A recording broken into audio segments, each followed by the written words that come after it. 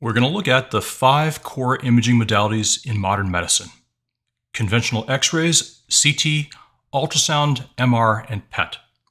For each modality, we'll explore why it works and how that shapes the modality's strengths and weaknesses in clinical practice. Let's start with conventional X-ray images. Think of an old incandescent light bulb. Electricity heats a thin filament inside a glass bulb until it glows, giving off light. An X-ray tube works much the same way. The only differences are that the photons it produces are X-rays, not visible light.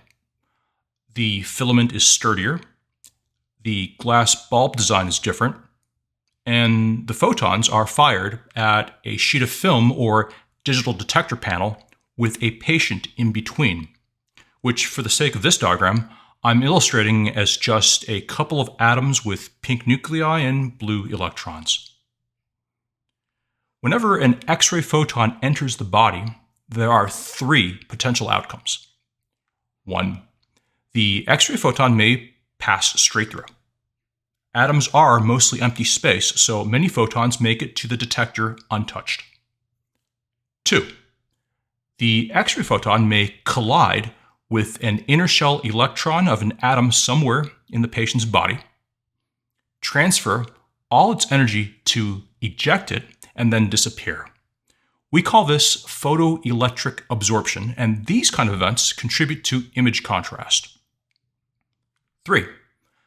The X-ray photon may hit a loosely bound outer shell electron, transfer part of its energy to eject it, and is deflected with reduced energy. We call this Compton scatter, and these kind of events can degrade image quality or add dose elsewhere. An X-ray image records the outcomes of billions of these sort of X-ray photon-patient interactions, and is essentially a 2D projection of electron density. Higher atomic number tissues pack electrons more densely, absorbing more X-ray photons and appear white on an X-ray image, while lower density tissues absorb less and appear darker on an X-ray image. In practice, electron density usually matches tissue density closely enough for us to think of X-ray images as a tissue density map, though it's not absolutely perfect, as, say, in the case of calcium versus aluminum.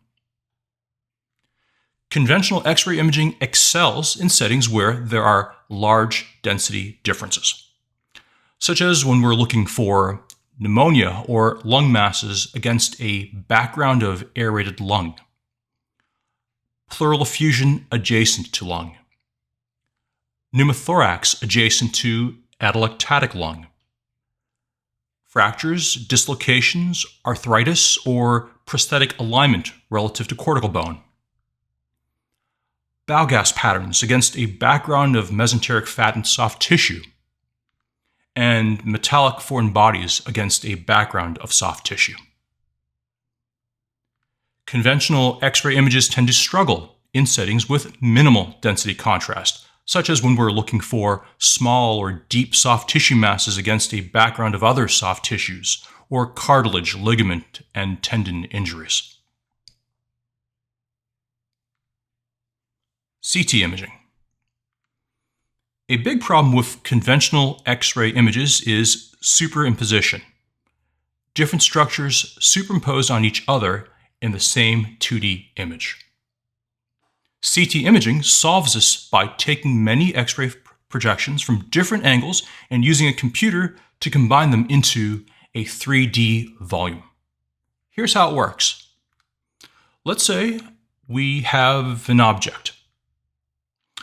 You can figure out what it looks like by shining a flashlight on it from different angles. Each time you shine the light, you see a shadow on the wall. Now, if you only have one shadow, you don't get the full picture. But if you shine the flashlight from many different angles and look at all of these shadows, you can piece together what the object looks like. Unlike a flashlight, which only gives silhouettes X-ray images, or X-rays, penetrate tissues to varying degrees, providing grayscale data from which a computer can reconstruct not just the surface, but the entire 3D volume inside a patient's body. CT imaging tends to excel in settings where density differences exist, but overlapping structures might have obscured them on a plain X-ray, such as with lung nodules and other lung parenchymal opacities. Small pleural effusions, small or complicated pneumothoraces, complex or subtle fractures, bowel obstruction with identification of transition points, and small lymph nodes. With iodinated IV contrast, tumors and metastases that were practically indistinguishable from their background organs may stand out in contrast, as may vascular diseases such as pulmonary emboli and aortic dissections. That being said, there are some settings where CT imaging struggles, and where iodinated IV contrast and eliminating tissue superposition still isn't of enough help, such as in cartilage, ligament and tendon injuries, and early ischemic stroke. Ultrasound imaging. At its simplest, ultrasound images are created by sending out sound waves and detecting returning echoes. Two key physics concepts are essential. The first concept is attenuation. Sound weakens as it travels, like headlights fading in fog. Attenuation becomes a challenge when the sound path is long, as in obese patients, deep portions of organs like the liver and kidneys, and with deep blood vessels like the iliac arteries and veins. But it's rarely an issue for superficial anatomy, like the testicles, thyroid, and breast, or for fluid-filled structures close to the skin. The second concept is acoustic impedance, how much a material resists sound travel, like a cold stick of butter you're trying to pass a knife through. Acoustic impedance is usually measured in units of megarales. Most tissues have similar, though not identical values, but air and cortical bone are marked outliers. At a boundary between materials with different impedances, part of the sound wave reflects back, creating an echo, and part continues onward. Small impedance differences are ideal, enough for echoes, but not so large that deeper imaging is blocked. Cortical bone poses a challenge, however. Due to its very high impedance and consequently very high impedance mismatch with surrounding soft tissues, sound is almost completely reflected when it encounters a tissue-bone interface, and any transmitted sound is quickly attenuated, creating a complete shadow beyond the bone's superficial margin. Air poses another challenge.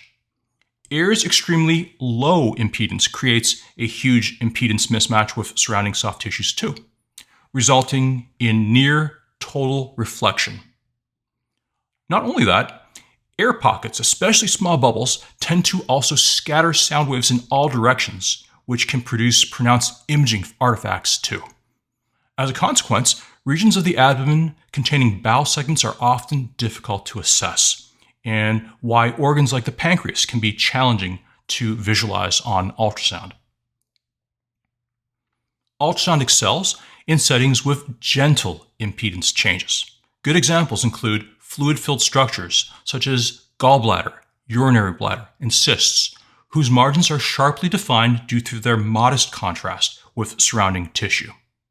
Cysts, being homogeneous with few internal impedance boundaries, appear anechoic, whereas solid lesions contain multiple subtle boundaries that produce internal echoes, which makes ultrasound great for distinguishing solid from cystic lesions in organs like the liver, kidneys, and ovaries.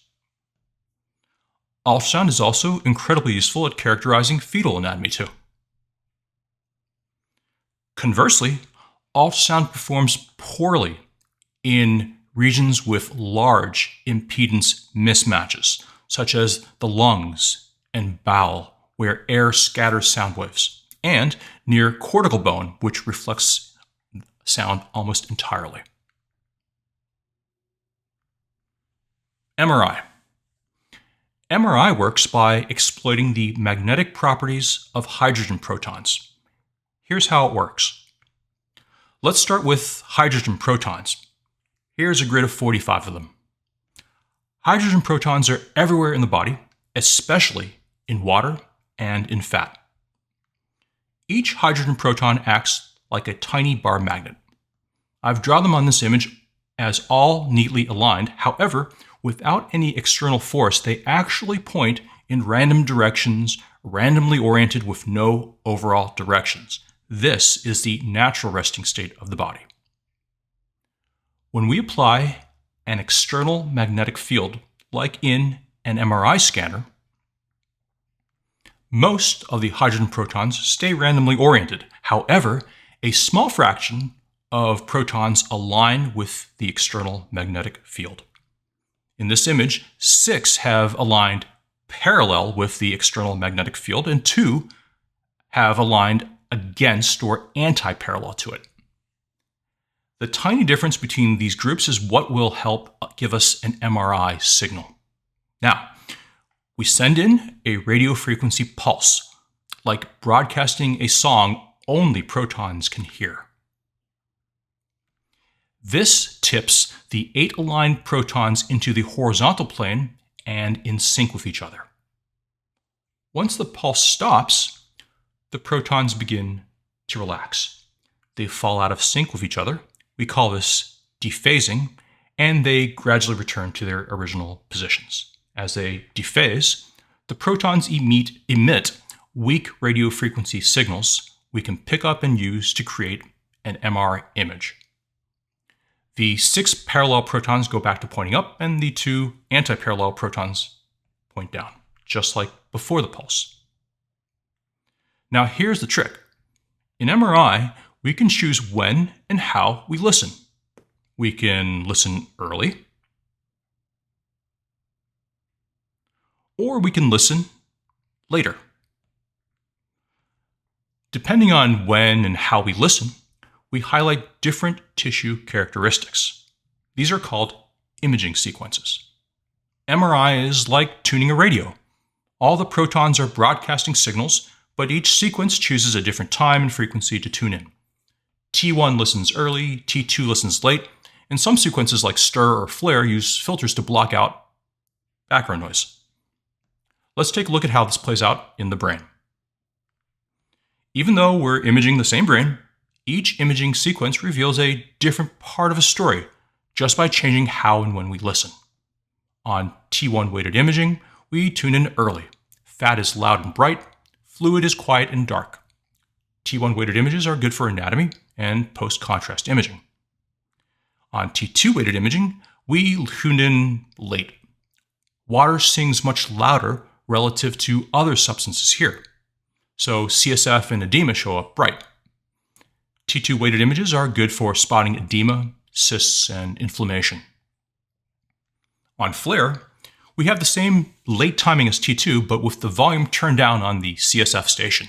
This lets us pick up subtle signals near the ventricles in some patients' brains, like periventricular edema or demyelination. On diffusion weighted images, we're not just listening, but we're watching how the signal changes when protons try to move.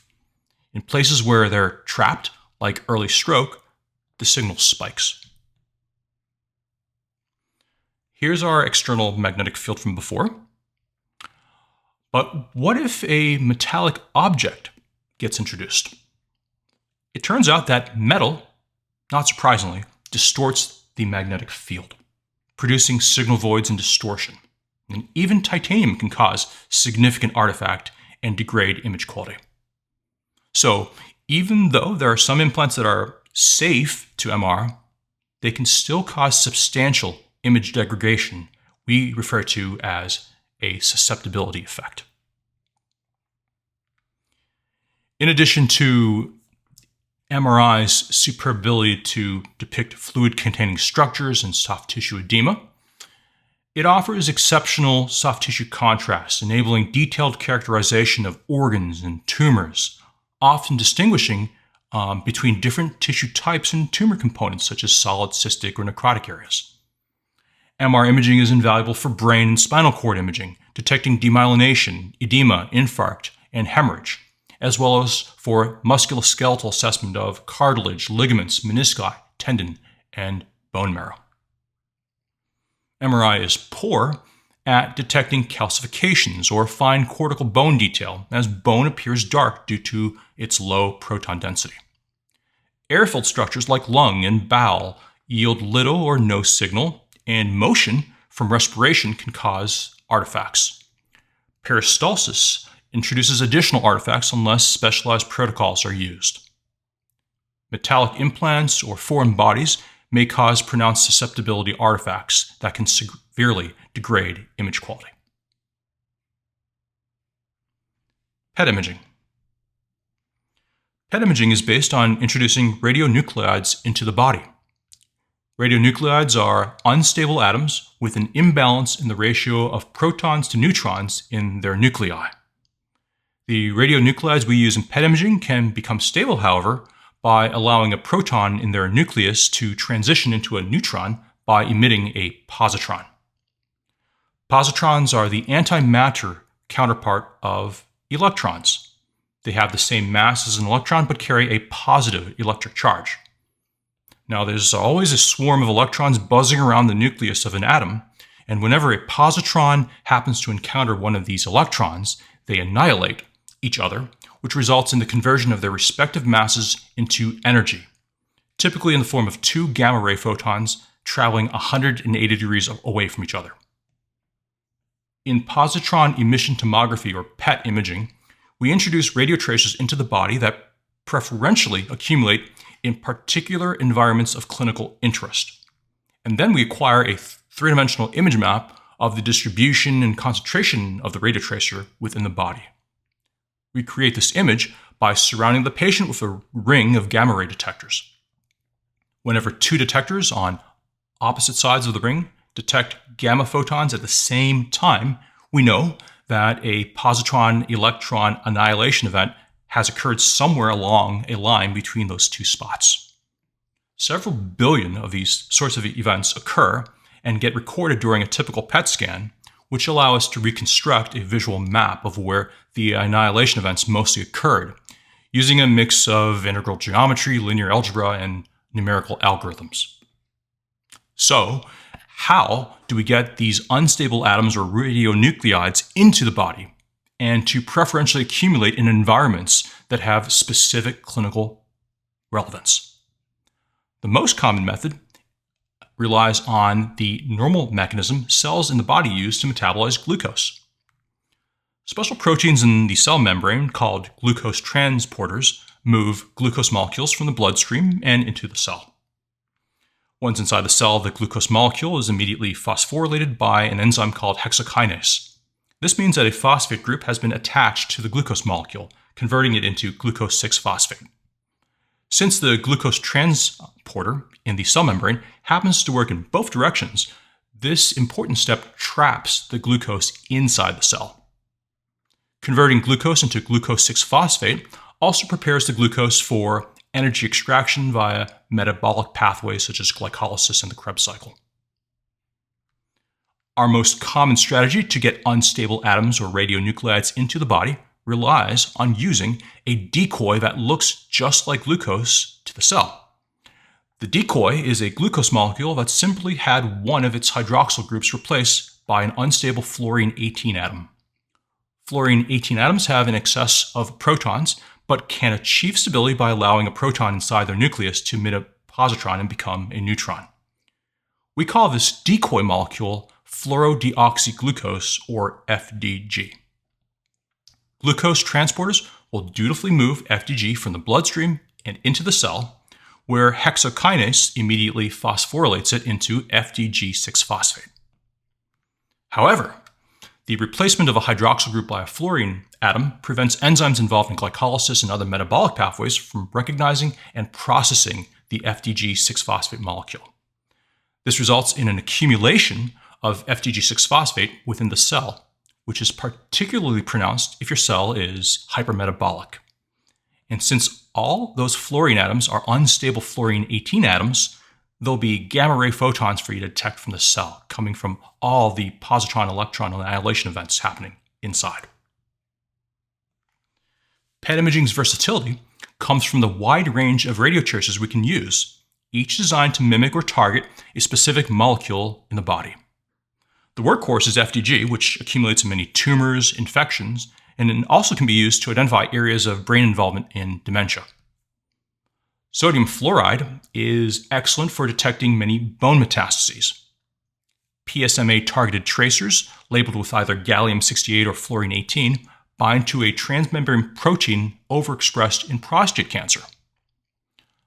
Somatostatin analogs like dotatate localize neuroendocrine tumors, and tracers such as acetate can target hepatocellular carcinoma.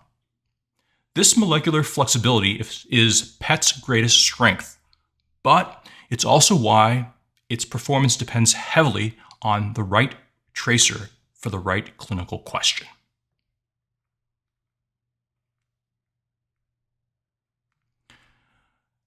X-ray images are accessible, widely available, and very low in cost.